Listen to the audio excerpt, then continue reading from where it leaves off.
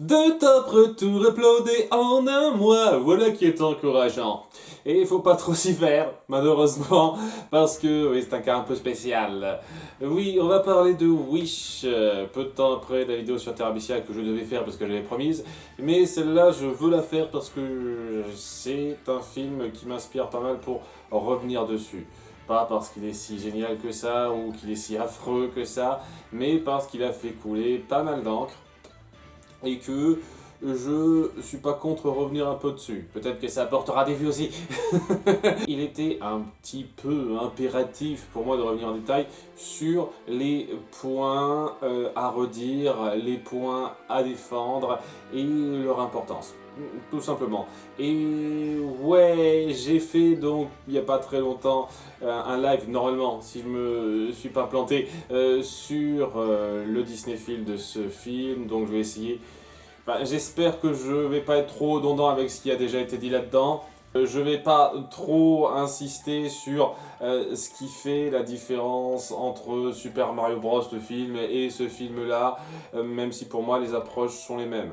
Les ambitions sont différentes, mais les résultats globalement sont plus ou moins les mêmes. Je pense que j'aurais fait le détail là-dessus dans ma mise au point, donc je vais pas faire le détail. Le plus important, c'est qu'est-ce qui est réussi et qu'est-ce qui ne l'est pas. Et on va voir ça tout de suite dans le top 10 des meilleurs et des pires points de Wish. Grandir veut dire faire quelques concessions. Numéro 10, les chansons.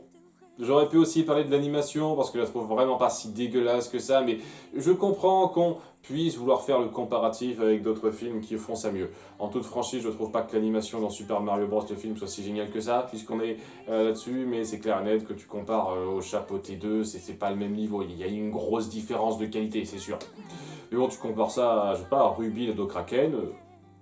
Je trouve pas que ce soit particulièrement pire que ça, mais bon, ça dépend, j'imagine, de vos standards. Je trouve que c'est cool de les élever un petit peu. Je trouve que ce serait cool de savoir les garder élevés, pas juste dans les circonstances qui vous arrangent. C'est juste ce que je veux dire par rapport à ça. Et c'est un peu pareil pour les chansons. Les chansons, c'est clairement pas le meilleur de ce que Disney a fait, mais c'est quand même suffisamment entraînant, plutôt recherché, et j'apprécie vraiment l'ambiance musicale globale recherchée, pas juste pour la chanson au passage, hein, vraiment la musique globale, qui est une approche originale, qui essaye de coller dans le ton un peu fantastique Disney, même s'il y a quelques moments, je le reconnais, qui font chansons pop un peu génériques et qui ne s'incrustent pas parfaitement dans l'ambiance comédie musicale.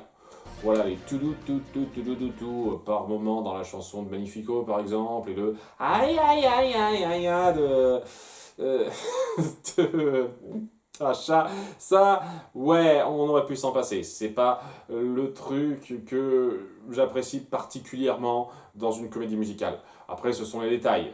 Globalement, ce sont des chansons incrustées acceptablement, certes, créées par des gens qui sont plus familiers avec le milieu de la musique sur CD, la musique sur streaming, pas la musique à incruster dans un film. Je vais pas me pencher trop en détail sur les créateurs de la musique, mais elles sont suffisamment réussies pour valoir le coup, et elles s'écoutent bien. Et c'est un truc que je peux vraiment mettre au-dessus de Super Mario Bros. Le film, si il faut vraiment comparer. Super Mario Bros. Le film, elle est où l'originalité? C'est juste des reprises un petit peu sympatoches des musiques qu'on connaît des jeux, quand c'est pas juste des chansons pop copier-coller un peu n'importe comment dans le truc. Vous pouvez pas me dire qu'il n'y a pas plus de recherche dans Wish en termes d'ambiance musicale globale que dans Super Mario Bros. Ça serait se foutre de ma putain de gueule, ça, par exemple. Le détail, je l'ai dit dernière fois que je tacle Super Mario Bros dans cette critique-là. Le reste sera pas du comparatif, rassurez-vous.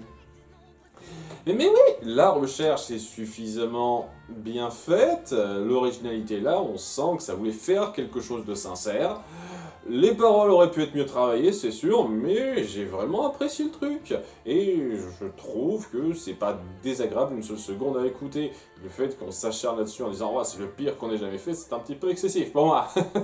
Mais oui, mes deux préférés sont, je le redis, la chanson de Magnifico, Voilà ma récompense. S'il n'y avait pas l'autotune un peu dégueulasse dans la VF, parce que la VO, il n'y a pas ça. Il y en a un peu, mais pas à ce point, vraiment.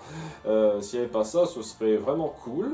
Je trouve que c'est cette espèce de méchant qu'on a ras le cul et qui décide de laisser tomber un petit peu le peuple qu'il a essayé de soutenir, mais de façon en fin de compte un peu superficielle. Ça le rend plutôt bien sur l'instant. Je le redis, j'ai un problème important avec la gestion du truc, mais on en parlera plus tard de ça. Et la chanson d'Achab, je la trouve très belle dans l'air, dans le message qu'il veut faire passer. Et oui, la reprise qu'on fait à la fin, je la trouve géniale, j'en parlerai en détail de ça aussi.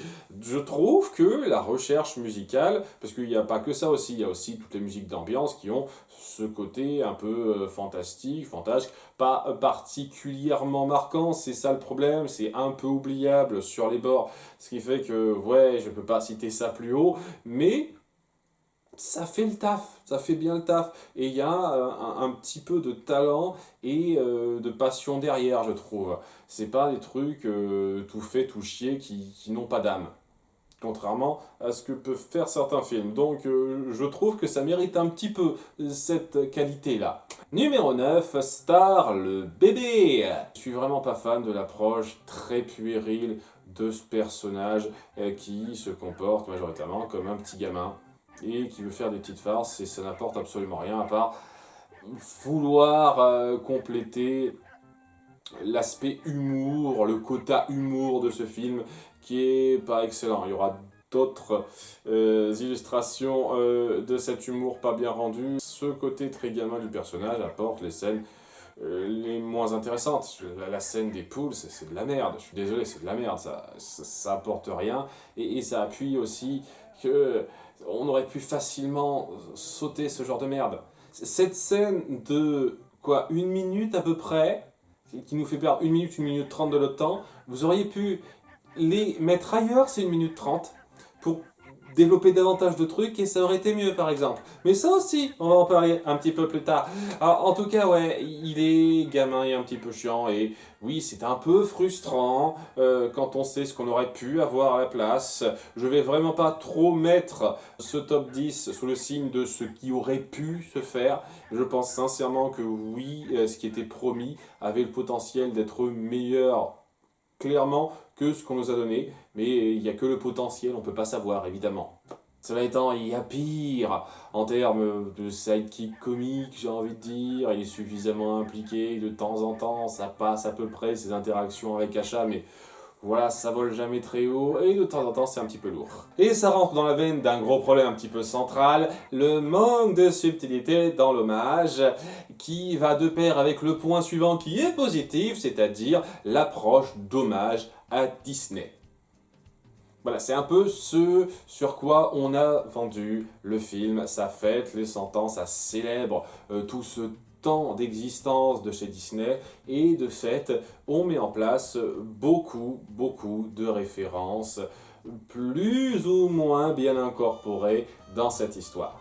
Alors j'en retire plus de positif que de négatif, c'est pour ça que je mets ces deux points côte à côte, qu'on soit bien d'accord, mais voilà ils sont indissociables, je peux pas non plus dire que le côté grossier de pas mal de ces références qu'on met en place n'est pas gênant. Donner une personnification à la bonne étoile en soi, je trouve ça très intéressant. Ça aurait été cool que cette personnification soit moins gamine, mais c'est intéressant. Et de nombreux moments sont clairement là pour faire ce petit rappel, ce petit moment. Vous vous souvenez de ce film, on s'en souvient nous, ça vous fait pas un petit peu la nostalgie et de temps en temps, c'est un petit peu dans ta gueule. Voilà, petit Jean et Bambi, je suis désolé, non. Ce gars qui est quasiment juste une copie conforme de Peter Pan, vous auriez pu trouver un petit peu plus subtil. Et d'autres exemples comme ça que j'ai cités à travers ma critique, que je trouve un peu dommage. Après, il y en a certaines, je suis un petit peu neutre par rapport à ça. Lorsque, par exemple, on fait référence à Mickey avec la forme très évocatrice. Là, ça va, c'est mignon, c'est pas trop grave, quoi, c'est très rapide. Mais il y a ce côté grossier, un peu gênant. Et c'est dommage parce que je trouve que l'approche est vraiment sympathique et que de temps en temps, c'est quand même vraiment prenant et respectueux du film Disney. Je trouve sincèrement que la référence aux 7 nains est très sympathique. Nos 7 gars n'ont certes pas beaucoup de développement, on en parlera de ça, mais globalement, on appuie que notre héroïne a un groupe d'amis assez développé, ils ont tous leurs caractéristiques, et on essaye de jouer là-dessus de façon plus réaliste, plus normale, on va dire, alors que bon, c'était un petit peu des cas très cartoon pour une bonne partie d'entre eux, nos personnages des 7 nains au départ. Mais c'est pas fait de façon à insulter le matériau de base, c'est juste dire, voilà la grosse référence, vous vous souvenez un petit peu de cette dynamique de 7 nains, on va recréer ça un petit peu de façon secondaire. Et ça le rend tout à fait correctement. J'ai pas de problème avec ces personnages-là, vraiment. Hein. Enfin, je veux dire, lorsque ils sont juste censés représenter cette référence-là, cet hommage-là. Lorsqu'on va un petit peu plus loin, j'aurai quelques problèmes. On en parlera. Mais il n'y a pas que ça, il y a énormément de moments où on essaye de rendre hommage à pas mal de propriétés, d'ambiance à la Disney, de tropes que je trouve, pour une grande partie d'entre elles, très Disney, très sympathique à découvrir, parce que on n'essaye pas de tacler ça de façon un tant soit peu cynique. Et c'est ça que je trouve vraiment sympathique et peut-être un peu rafraîchissant quand on s'est tapé il y a très peu de temps de ça avant, un film comme Tic et Tac. Tic et Tac, ça rassemble énormément de propriétés Disney comme non Disney, et qu'est-ce que ça en fait? Une espèce de gros globi-boulga cynique qui essaye de se moquer de soi-même avec les gens. Et en se moquant de soi-même, ça se moque de tout ce que ça représente. Et je trouve ça franchement dommageable, vraiment dommageable pour apprécier un film. Là, ce n'est pas le cas. Peut-être que c'est maladroit, et je pense que les maladresses sont loin d'être anodines, c'est pour ça que ça représente le point numéro 8. Mais pour moi, ça représente quand même le point numéro 7 parce que c'est sincère et que c'est plus souvent juste que pas juste. Et rien que oui, les petits feux d'artifice de fin de générique, je trouve ça vraiment prenant pour un fan Disney comme moi. C'est touchant de voir que ce film se souvient de quasiment tous les films qu'il a fait. C'est pas, il y en a 3-4 qui sont complètement sautés, je sais pas pourquoi, mais au-delà de ces 3-4 films sautés, c'est vraiment un hommage sincère qu'on essaye de rendre. Il se ressent majoritairement comme ça. Même si il y a le problème de la grossièreté de certains points abordés. Notamment, et ça représente un point entier à lui seul, numéro 6, les animaux. J'ai rien de spécial à dire, à part que c'est grossier, ça n'apporte rien, et du même principe que les poules, que je vais mettre plutôt dans le cadre d'un gag de star, et puis c'est tout, les animaux qui parlent, qui font leurs petites chansons complètement énergiques, et qui accaparent le film, je trouve ça pas utile du tout. Très dispensable et ça aide pas particulièrement au rythme. Le rythme qui est un petit peu gênant par moment, je peux le comprendre et je pense que ça vient en grande partie de leur incrustation. Leur incrustation est le pire cas pour moi. Parce que bon, je cite les animaux, je dis bien tous les animaux qui parlent. Donc ça vaut tout spécifiquement pour Valentino, évidemment, qui est le mouton noir, si j'ose dire, de cette histoire. Parce que plus que la plupart des autres personnages qui sont vraiment pas détestables, mais qui sont juste pas superbement gérés à quelques moments, lui, il est juste lourd, il n'apporte rien. Vraiment, le seul truc qu'on essaye de lui donner qu'il apporte, c'est à la toute fin, quand les amis d'achat sont trop cons pour trouver comment tirer de la protection du dôme de Magnifico. Donc il a une idée à la con qui vient rapidement en tête, mais quoi ça? Aussi le fait qu'il se frotte le cul contre une palissade et ça ouvre un passage secret à achat. J'appelle pas ça de la contribution, je suis désolé. Hein. Mais bon, hein, si vous trouvez que A apporte une contribution dans Vaiana, j'imagine que c'est important pour vous aussi. Enfin bref, c'est juste pour dire, il n'apporte rien, il a des blagues pas drôles, et ouais, en plus de star, tu cumules les deux, ça représente la grande majorité de l'humour de ce film. Et la grande majorité de l'humour de ce film est portée par ces deux éléments-là. C'est-à-dire Star et ses gamineries, et Valentino et ses débilités. Et Valentino et les animaux, hein, je compte ça globalement. Et ça n'aide pas. Voilà, c'est facilement la partie la plus grossière en termes d'écriture pour moi, même s'il y a des choses un petit peu plus discutables par la suite, dont on va parler dans pas longtemps. Numéro 5, la confrontation finale. Je ne comprends pas les gens qui se plaignent de ça. Vraiment, je vous comprends pas les gars. C'est pas assez épique pour vous. On a un moment très fort où le méchant a réussi à avoir par surprise nos héros, à les plein pouvoir, appuie sa domination, et notre héroïne qui fait appel à la volonté de tous, pas juste elle, la volonté de tous, pour pouvoir lutter contre lui et lui renvoyer un petit peu ce pouvoir qui s'est octroyé parce qu'il pensait qu'il était plus fort que tout le monde en fait. On a la volonté commune qui dépasse la volonté tyrannique dans un sens.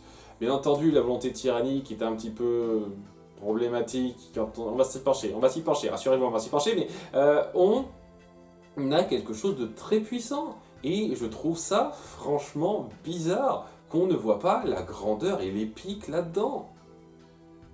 Résoudre les choses par une grande chanson reprise épique qui montre que le méchant avait tort de voir les gens de haut et il se rebelle, il gagne en puissance grâce à leur volonté commune. Où est le manque d'épique là-dedans? Je ne comprends pas. Vous vouliez quoi exactement? Et que Asha prenne en elle la volonté de tout le monde, que ça transforme l'espèce de grosses entités puissantes et qu'il y ait une sorte de bataille de kaiju, je sais pas trop quoi, entre elle et Magnifico. C'est quoi le truc que vous vouliez, je sais pas trop quoi, parce que il y a pas trop ça hein, dans la plupart des films Disney. Hein. Le problème quand même que je peux concéder à ceux qui se sont plaints de ça, c'est que oui, ça va un peu vite. J'aurais pas été contre qu'on ait une phase un peu plus longue où Magnifico jubilerait de ses pouvoirs qu'il a gagnés. Je trouve ça toujours un peu dommage. Mais bon, c'est quand même plus long que d'autres méchants qu'on laisse filer plus facilement. Mais bon, ça aurait pu être plus long, je suis d'accord. Et ouais, je vous cache pas que la scène de lutte du peuple contre Magnifico, elle est forte, vraiment. Et je pense que si elle avait été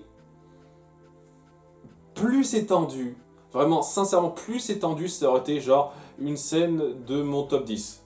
Top 10 des meilleures scènes Disney. Mais tel quel, je trouve que ça manque de tac au tac. On aurait dû avoir ce moment où Magnifico lutte de plus en plus. Le peuple a un peu de mal à avoir cette puissance et Magnifico ne se laisse pas avoir d'un trait. De fait qu'il y aurait vraiment ce tac au tac et à ce moment-là, il y aurait eu cette jubilation de voir le peuple gagner après vraiment tous ces efforts en plus qu'il devrait donner et pas juste ce soubresaut d'un coup.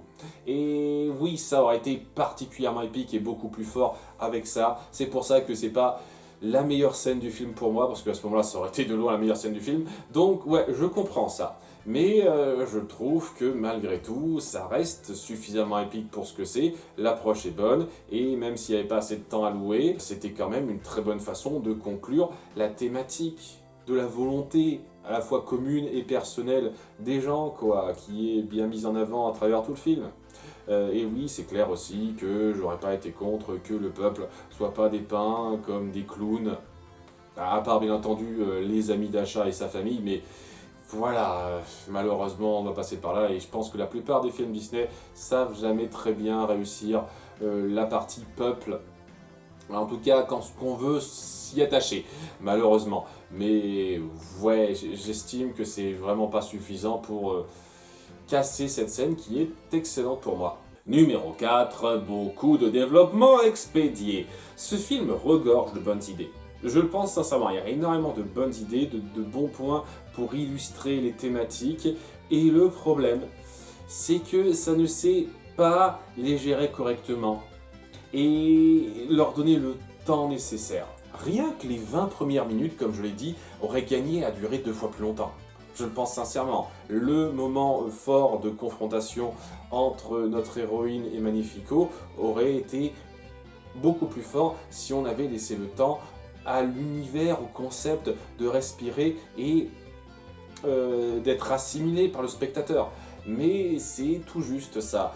Et ouais, il y a des éléments que je trouve vraiment bons que vous ne traitez pas bien. Le souci par exemple de Simon Dormeur, moi je trouve que c'est dans l'idée excellent. dans l'exécution, sans plus, quoi. Pas affreux du tout, mais sans plus. Et c'est dommage, parce qu'on donne pas assez de temps à ce concept-là. Et c'est peut-être le problème d'avoir un film qui dure seulement 1h30 pour autant de concepts importants qui sont censés s'imbriquer. Et beaucoup de personnages aussi, parce que bon, il y a cet ami d'achat, il y a sa famille, il y a Magnifico, sa reine, il y a les animaux qui ne servent à rien. Et c'est aussi une des raisons pour lesquelles je trouve que ça fait particulièrement tâche, ça. Parce que vous virez tous ces moments débiles avec les animaux. Valentino n'existe pas. Vous gagnez facilement 7-8 minutes. Et vraiment en étant généreux, je pense qu'on peut gagner encore plus de temps que ça. Vous virez toutes ces pertes de temps autour de Valentino, des animaux, des petits délires de stars. Vous avez facilement 7-8 minutes, et ces 7-8 minutes auraient pu grandement peser dans le développement de beaucoup de points intéressants, qui le sont moins à cause de ça, et qui rendent le rythme un petit peu moins puissant qu'il le pourrait, par exemple. Et c'est franchement dommage. Ça se sent dans ces décisions que c'est surtout des responsables marketing ou des gens qui ne sont pas vraiment plus intéressés que ça par l'art, mais par les cases à cocher qui ont pris ces décisions-là. Je ne pense pas une seule seconde que Valentino soit un personnage créé par passion. Ne faites pas croire une seule seconde que les gens qui ont écrit ce film se sont dit « Ah, Valentino, on va adorer ce personnage, on l'a écrit avec tellement de flammes, etc. » Vous ne ferez pas croire une seule seconde ça, quoi. Sérieusement. C'était le cahier des charges. Le cahier des charges qui a un peu plombé ce film. Et qui l'a rendu assez bateau dans le récit global, alors qu'il aurait pu avoir plus d'étincelles avec les bons développements alloués. Ce qui n'a pas été le cas. Mais voilà, ce côté cahier des charges est particulièrement détrimental pour le point numéro 3, le traitement de Magnifico. Oui, c'est le pire point pour moi, parce que c'est ce qui appuie le plus comment les exécutifs des studios se sont immiscés dans l'écriture d'un projet, alors que ce ne sont pas des gens intéressés par l'art, tout simplement. Il y a deux approches très différentes de Magnifico qui ressortent de ce film. Et les deux peuvent être intéressantes, mais elles ne collent pas du tout ensemble, tout simplement. On ne peut pas avoir ce roi juste qui a bâti un empire parce qu'il a fui quelque chose qui l'a traumatisé enfant. Il ne veut pas reproduire ça. Donc, quelqu'un de plutôt gentil dans son approche, dans ses ambitions. Et à côté, un espèce de tyran maniaque qui, dès lors que les gens sont un tout petit peu exigeants, part en mode « j'en ai plus rien à foutre de vous, je vais tout foutre en l'air pour le pouvoir ». On ne peut pas avoir ces deux mêmes approches combinées en un seul personnage, c'est impossible. Ou alors, faut le développer sur beaucoup de temps, ce que vous n'avez pas fait. Donc oui, j'en ai parlé aussi dans ma critique, je n'ai pas non plus trop tenir ça en compte dans l'attribution des points pour cette liste, mais ouais, ça aurait été plus sympathique d'avoir un roi et une reine complètement corrompus dès le départ qui veulent manipuler leur peuple. C'est sûr, ça aurait été beaucoup plus impactant, beaucoup plus prenant à suivre, et c'est rafraîchissant parce qu'on n'a encore jamais vu ça. Vraiment, hein, en termes de films principaux Disney, même de séries, j'ai envie de dire, j'essaye de voir, hein, en termes d'animation, je trouve pas des masses. Je trouve rien qui corresponde à cette configuration-là. Donc ça aurait été super cool, tout en renouant avec les vieux classiques, les gros méchants connards qu'on adore détester. Depuis pas mal de temps, on les a plus trop ceux-là, malheureusement. Mais non, on n'a pas eu ça. Et on n'a pas eu non plus la première approche qui aurait pu être intéressante, sincèrement. Hein. Parce que bon, je pense que le mieux pour Disney aurait été de faire la première approche. C'est-à-dire un roi connard depuis le début, qui est juste un salaud fini, qu'on adore le détester, quoi. C'est ça. Mais on aurait pu quand même partir sur l'autre approche.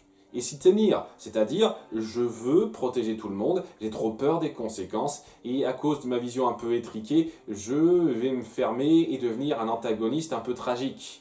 Il y a ce délire dont j'ai pas parlé, je me suis pas penché dessus, mais il y a ce bouquin qui est censé contenir une sorte de magie maléfique si on veut l'employer, et il hésite à s'en servir parce qu'il a peur d'un truc à un moment donné. Mais il a absolument aucune idée de ce qui se passe, il a juste vu une espèce de projection magique en pleine nuit, il y a de la lumière, et il se dit « Ah mon Dieu, ça peut être tellement un danger pour le royaume, j'envisage directement d'utiliser ce bouquin. Qu'est-ce que c'est que ce délire, mec? Vraiment, qu'est-ce que c'est que ce délire? Et le fait que ce soit juste le peuple qui soit en mode j'aimerais bien que vous fassiez ci, ça, je suis un petit peu con là, qui lui fasse dire ok, vous savez quoi, j'en ai marre de ces gens-là, je vais directement aspirer la magie de ce bouquin et devenir totalement maléfique. Je trouve ça ridicule. C'est complètement con. C'est quelque chose qui n'aurait pas à être là. Ça se sent que vous avez fourré cette excuse à la va-vite. C'est parce que c'est un tout petit peu appuyé dans le film, mais à peine quoi. Comme quoi, au bout du compte, la magie est démoniaque et quiconque s'empare de cette magie est irrattrapable, irrécupérable. Et de fait, on essaye de justifier pourquoi un tout petit peu au début, il était plutôt gentil pour être un connard à ce moment-là. Mais ça ne change rien au fait que ce qui l'a amené à prendre cette décision était stupide. Et que, en dépit du fait que vous essayez d'appuyer ça, à aucun moment vous essayez de rendre ça tragique. Si vraiment c'était le but de montrer qu'il a succombé à la magie démoniaque et à cause de ça il devient méchant alors qu'il était gentil au début, fallait pas le traiter comme ça à la fin, parce que vous le traitez comme un gros méchant de merde à la toute fin. Vraiment, c'est le gros méchant démoniaque qui domine tout le monde doit se soulever contre lui parce qu'au bout du compte il représente ce qu'il faut pas. Et lorsqu'il est enfermé dans un miroir, comment on le traite? Comme une merde. Voilà, c'est une merde à la fin. C'est pas le traitement d'un méchant tragique, ça. C'est pas comme ça qu'on doit traiter un méchant tragique. Ce qui fait que je comprends très bien les gens qui se plaignent de ça, parce que c'est ridicule. Ce traitement du personnage est ridicule. Et c'est franchement dommage, parce que les deux approches, c'était bien, l'une comme l'autre. Et lorsqu'on essaye de se mettre des œillères, ce qui est très difficile, et de pas faire gaffe à une approche par rapport à l'autre, et qu'on voit juste les deux morceaux indépendamment, c'est plaisant à suivre. J'aime beaucoup le Magnifico des 20 premières minutes, et j'apprécie le Magnifico connard, en grande partie, du reste du film. Mais tel quel, que c'est traité dans la continuité globale, c'est naze. C'est naze et insultant, c'est le truc le plus irritant de ce film pour moi. Et c'est ça qui le plombe un peu, ce qui fait que je comprendrais aisément que des gens aient du mal. Vraiment. Ça et les développements trop rapides, mais vraiment le traitement de Magnifico c'est le pire. La raison principale pour laquelle je peux comprendre qu'on chie sur ce film. Néanmoins, j'estime que ça ne suffit pas à le plomber entièrement, et c'est sauvé notamment par les deux points suivants. Numéro 2, la meilleure scène du film, sur laquelle je me suis déjà pas mal étendu dans ma critique. Donc je vais essayer de faire ça vite, je trouve que c'est vraiment puissant. Vraiment puissant d'appuyer ce changement de considération des personnages à travers, au départ, deux gens qui ont beaucoup de choses en commun, qui ont cette approche de vouloir veiller sur quelque chose, mais qui, dans les faits, ne veulent pas le faire de la même manière. Ce qui va amener donc ce conflit et cette espèce de cassage du petit monde qu'Asha se faisait de la ville où elle a vécu toute sa vie apparemment, pour du drame très réussi pour moi. C'est excellent dans le texte, il y a beaucoup de moments que je trouve bons, que ce soit avant la dispute que pendant la dispute, c'est excellent. Tout le passage où Magnifico commence à parler sérieusement à Asha et qu'il se retrouve et que ça finit par se clasher parce que au bout du compte, elle comprend qu'il n'aura pas la même vision qu'elle concernant la gestion de la volonté des gens. Leur vœu, c'est un peu leur volonté, dans un certain sens, une façon de la représenter, cette volonté. Je trouve ça excellentissime. Et c'est une excellente base de conflit, excellente base. Ça aurait été plus fort si on avait passé plus de temps avant ce grand moment, je le redis. Et ouais, une fois de plus, Magnifico, malheureusement, il passe du coq à l'âne après ça, et c'est chiant, vraiment chiant. Mais je peux pas m'empêcher de trouver ça super beau dans l'écriture. Un passage qui montre que, franchement, Disney Animation Studios peut encore être très percutant dans ses dialogues. Ça vaut le coup pour cette scène-là, rien que cette scène-là, je trouve presque. Et ça entre dans la ligne principale de ce film, qui est le point numéro 1 pour moi. Le thème central sur le libre arbitre, la dépendance, le tout illustré par ce concept des vœux. On a parlé dans les points positifs de l'hommage à ce que Disney représente à travers beaucoup de références plus ou moins évidentes. Je trouve que c'est cette thématique qui est le plus grand hommage à Disney qu'il y ait. C'est pour ça que je le mets à part du reste, parce que vraiment, c'est ce qui fait que pour moi, ce film mérite d'être vu si on arrive à pas trop être cynique. Et je comprends qu'on puisse avoir des problèmes, je le redis, je comprends aisément qu'on n'aime pas ce film, hein. Je le pense, vraiment, avec les problèmes qu'il y a, et on peut en trouver d'autres, j'imagine.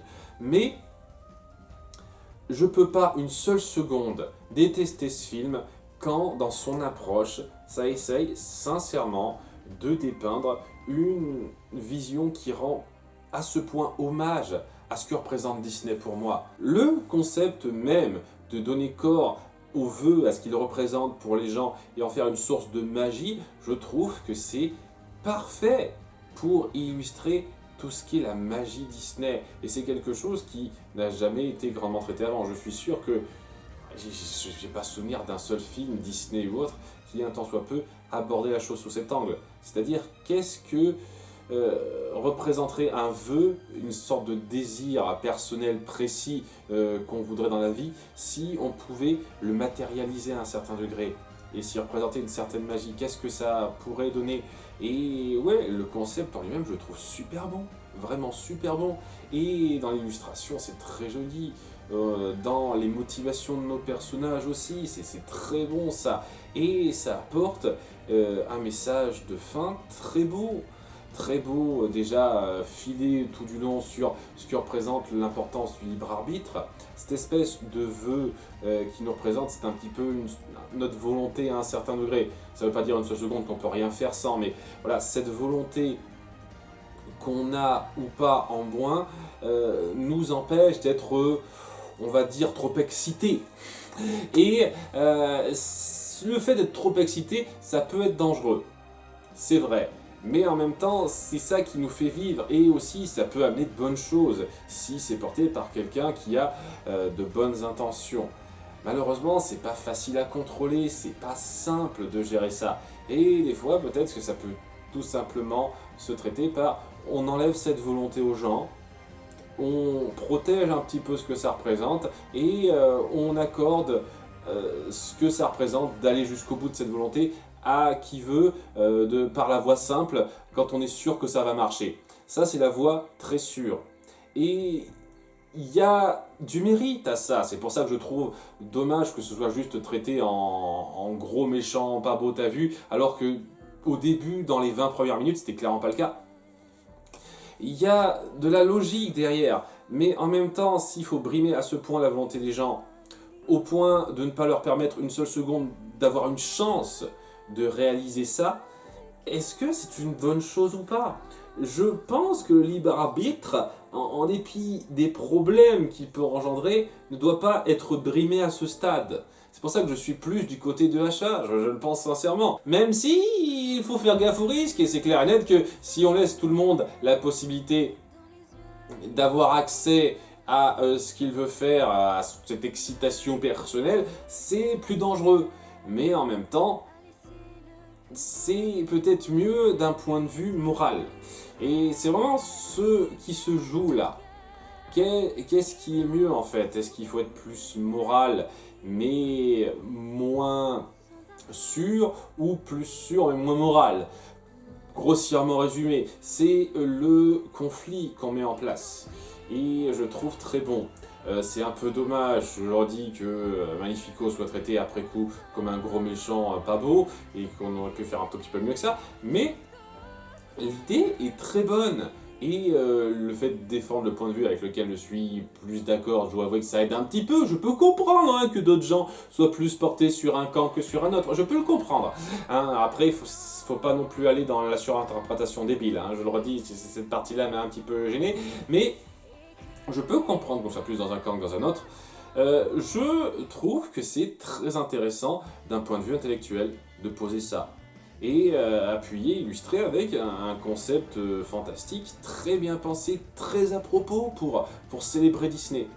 Et en plus de ça, ça porte la seconde morale sous-jacente qui se termine à la fin, c'est-à-dire le fait que si on veut que nos vœux soient réalisés, il ne faut pas se reposer sur la dépendance et la simplicité. Il ne faut pas juste espérer que quelqu'un le fasse pour nous en se pliant à quelque chose. Il faut avoir le courage d'y œuvrer un peu par soi-même. Et c'est ce que ça veut appuyer à la toute fin, et je trouve ça particulièrement louable aussi. C'est très bien fichu, à partir de cette simple illustration de ces vœux qui se matérialisent sous une forme magique. C'est excellent pour moi, et c'est ce qui parvient à porter ce film, en dépit de ses grossièretés vraiment pas anodines, qui gênent pas mal. C'est ça qui porte le film, et qui fait qu'il mérite le visionnage, je vous jure. Après, voilà, ça dépendra un petit peu de votre sensibilité, comme toujours, j'ai envie de dire. En tout cas, voilà qui termine ce top retour. J'espère qu'il vous aura plu. Je voulais vraiment revenir sur ce qui m'avait marqué dans ce film et donner plus de détails. J'espère que ce sera intéressant pour vous. Pour le prochain top retour, alors, il se fera dans un temps très indéterminé. Je ne sais pas du tout quand. Néanmoins, je pense que je vais, ça faisait longtemps, faire un petit sondage pour déterminer quel sera le prochain film à traiter en top retour pour vous. Et donc ce sera sur l'onglet communauté de ma chaîne, donc si ça vous intéresse, on va en parler. J'ai pas encore une liste précise de films en tête, j'en ai 2-3 qui me viennent comme ça, mais je pense qu'on va se pencher sur Pixar. On va partir sur le film Pixar, parce que ça fait quelques temps. Donc je vous donne rendez-vous à bientôt, je ne sais quand, peut-être dans un mois, peut-être plus, pour le prochain top retour. Je vous souhaite une bonne suite de vacances d'été. Bye!